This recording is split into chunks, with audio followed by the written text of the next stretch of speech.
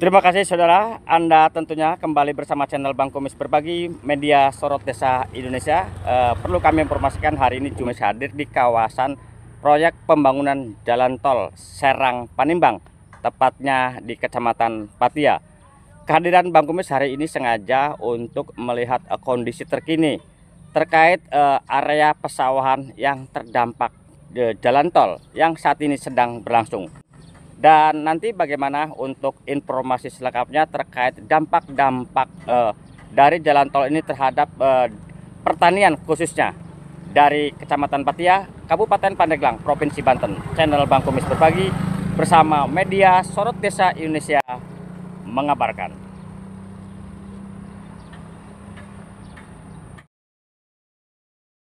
Pemirsa, lahan sawah di Kabupaten Pandeglang semakin menyusut.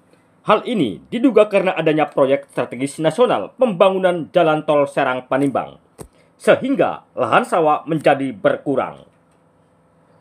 Berdasarkan data terbaru Kementerian Pertanian melalui Pusat Data dan Informasi Pertanian, luas baku sawah di Kabupaten Pandeglang saat ini tercatat seluas 52.373 hektar, menyusut sekitar 267 hektar dari sebelumnya 52.640 hektar. Penyusutan ini diduga kuat akibat alih fungsi lahan, salah satunya di kawasan produktif seperti wilayah Picung hingga Panimbang. Menurut Kepala Dinas Pertanian dan Ketahanan Pangan Kabupaten Pandeglang, penyusutan lahan sawah disebabkan oleh sejumlah faktor. Salah satu di antaranya adalah terkonversi menjadi area proyek strategis nasional pembangunan jalan tol Serang Panimbang serta bangunan komersial lainnya.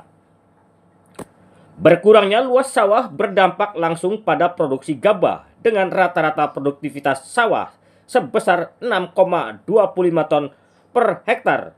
Penyusutan 267 hektar berarti hilangnya potensi hasil panen hingga 1.668 ton gabah. Pak, bisa dijelaskan berapa luas kira-kira yang terdampak jalan tol di kawasan Desa Patia ini, Pak? Iya, Bang Komes, memang di Desa Patia ada pembangunan jalan tol. Yang terkena pembangunan jalan tol itu ada permukiman, persawahan dan perkebunan itu kurang lebih 20 hektar. 20 hektar. Nah, untuk ini fokus ke pesawahan, berdampak nggak Pak terhadap hasil pertanian sendiri itu, Pak? Ya, nama juga pembangunan pasti ada dampak min dan plusnya. Untuk masalah hasil panen ya memang tidak begitu signifikan ya. Memang hampir normal-normal saja, cuma kendalanya dari air. Oh, pengairan Pak ya? Iya, jadi kadang-kadang pengairan di situ kadang terlambat untuk surut. Sebagai langkah antisipasi, Dinas Pertanian Pandeglang menyiapkan strategi untuk mempertahankan dan meningkatkan produksi pangan.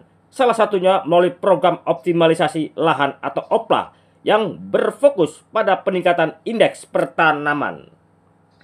Pemerintah juga membuka areal tanam baru dengan memanfaatkan lahan non-produktif yang kini dapat digarap berkat tersedianya sumber air.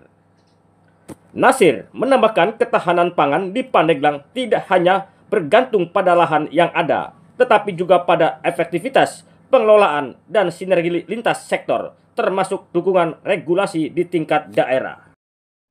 Luas baku sawah ya Kabupaten Pandeglang sesuai dengan rilis Kementerian Pertanian, Pusat Data dan Informasi Pertanian, awalnya adalah 52.640 hektar. Kemudian sekarang ada rilis terbaru LBS Pandeglang itu 52.373 hektar. Jadi ada pengurangan ya sekitar 267 hektar. Nah, ini yang mungkin terkonversi ya ke hal-hal yang lain barangkali di luar sawah.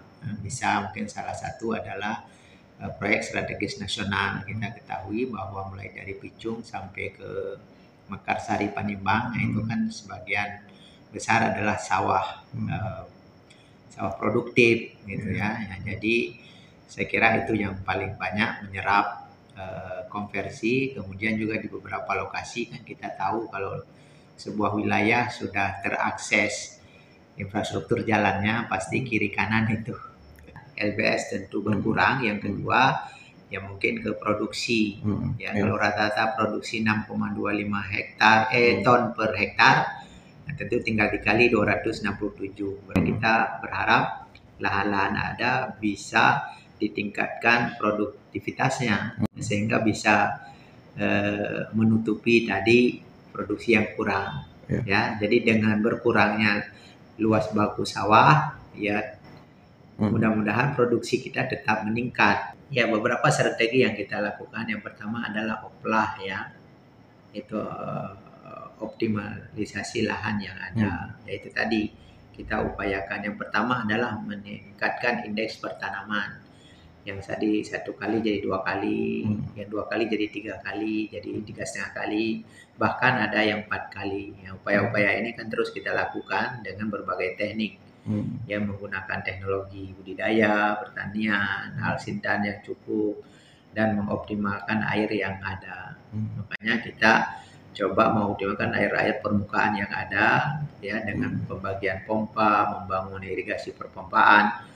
Nah, ini kan upaya-upaya yang kita lakukan sehingga lahan-lahan yang selama ini tidak menjadi kawasan produksi, nah ini bisa dibuka dengan tersedianya air. Nah, sehingga itu menjadi perluasan areal tanah, artinya daerah-daerah baru yang selama ini tidak masuk di dalam perhitungan produksi.